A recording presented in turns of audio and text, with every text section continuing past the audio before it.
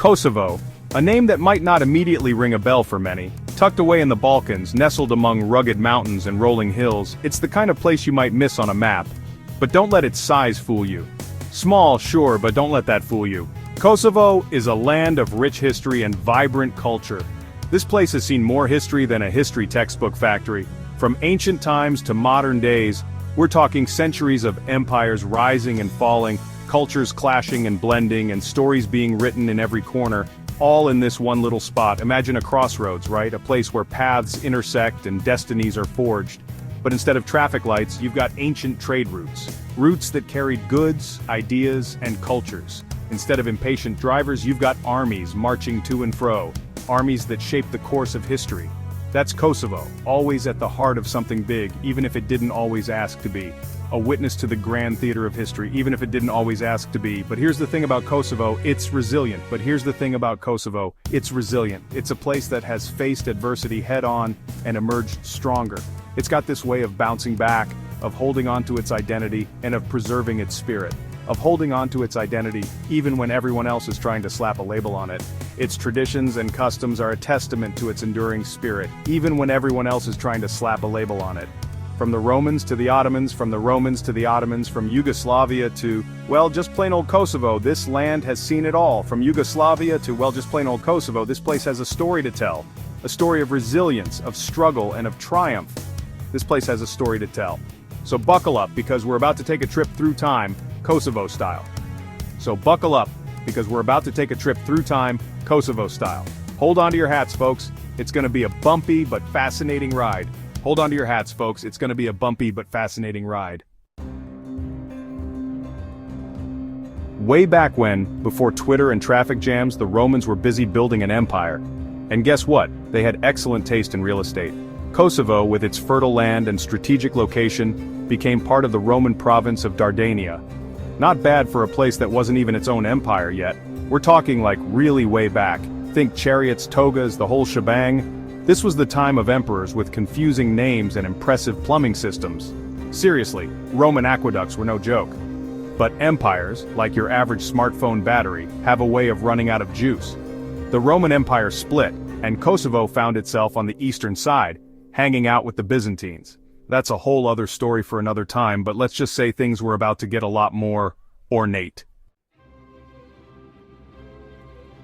Now, the Byzantines, they loved a good mosaic, and churches, and a whole lot of gold.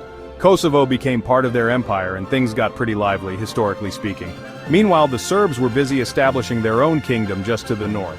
Remember that whole crossroads thing? Yeah, this is where it gets interesting. Over the next few centuries, Kosovo became a bit of a tug-of-war prize between the Byzantines and the Serbs.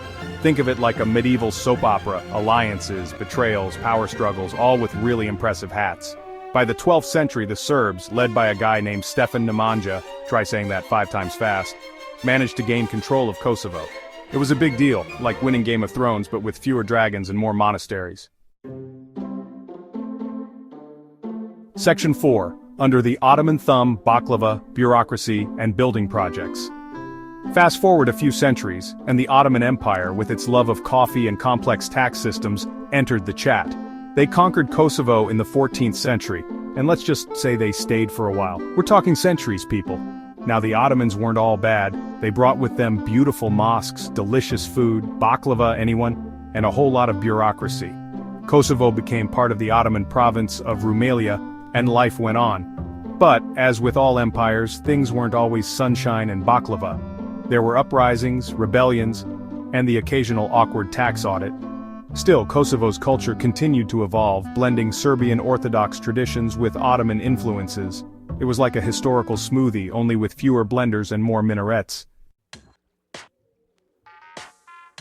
Section 5, Yugoslav Yo-Yo, From Unity to Unraveling. Fast forward again, past World War I and a whole lot of global drama, and we arrive at the 20th century.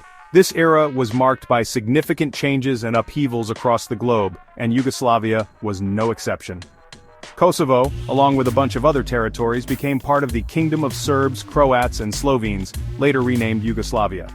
This new kingdom was an attempt to unify various ethnic groups under one banner. It was supposed to be this big, happy, multi-ethnic state, a place where different cultures and traditions could coexist peacefully and contribute to a vibrant, unified nation. What could go wrong, right? The leaders were optimistic, and the people had high hopes for a prosperous future. Well, a lot, as it turned out. The reality of managing such a diverse population proved to be far more challenging than anticipated. Yugoslavia was like a roommate situation gone wrong, with different ethnic groups vying for power and influence. Each group had its own interests and agendas, leading to constant friction and conflict. Kosovo, with its large Albanian population, often felt sidelined. The Albanian community struggled for recognition and equal rights within the larger Yugoslav framework. Then came World War II, and things got even messier. The war brought devastation and further complicated the already tense ethnic relations. Yugoslavia was occupied, divided, and put back together again, like a jigsaw puzzle a toddler got their hands on. The post-war period was a time of reconstruction and reorganization. After the war, Kosovo became an autonomous province within Serbia, one of the republics within Yugoslavia. This was a significant change, but it didn't fully address the underlying issues. It was a step towards recognition, but not quite the full package. The struggle for autonomy and equality continued, setting the stage for future conflicts. Section 6. War and International Drama. Cue the NATO soundtrack. The late 20th century was a time of massive upheaval in Europe. The Soviet Union collapsed, the Berlin Wall fell, and Yugoslavia decided to follow the trend and break apart. This is where things get really complicated and also really tragic. Tensions between Serbs and Albanians in Kosovo escalated into a full-blown war in 1999. It was a humanitarian crisis with widespread violence and displacement. The international community, after a lot of hand-wringing and diplomatic back and forth, decided to intervene. NATO launched airstrikes against Serbian forces, a controversial move that's still debated today. The war ended with a UN resolution and Kosovo came under UN administration. It was a time of rebuilding, reconciliation, and trying to figure out, well, everything. Section 7, Independence Day. Kosovo's got its own thing going on now. After years of UN administration, Kosovo finally declared its independence in 2008. It was a momentous occasion, filled with joy and hope for a brighter future. The streets were filled with celebrations, and the air was thick with a sense of newfound freedom. Not everyone was thrilled about it, though. There were significant protests, especially from Serbia, which has always considered Kosovo a part of its territory. Serbia, along with some other countries, refused to recognize Kosovo's independence, and the whole thing became a bit of a diplomatic headache. International meetings and discussions were held, but the issue remained contentious. But Kosovo was determined to make its own way in the world. It wasn't just about declaring independence, it was about building a nation from the ground up. It established its own government, institutions, and even its own currency, the euro.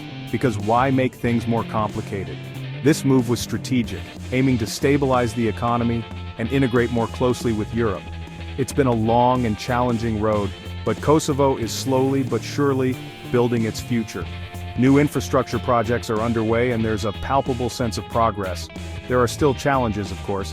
Economic hurdles and political divisions are part of the daily grind. The economy is still developing, there are political divisions to overcome, and that whole recognition thing is still a bit of an issue.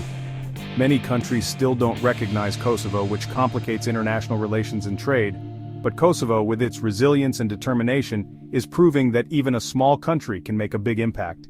The youth are particularly inspiring, working together to create a better future. It's a story that's still being written, and one that's definitely worth paying attention to.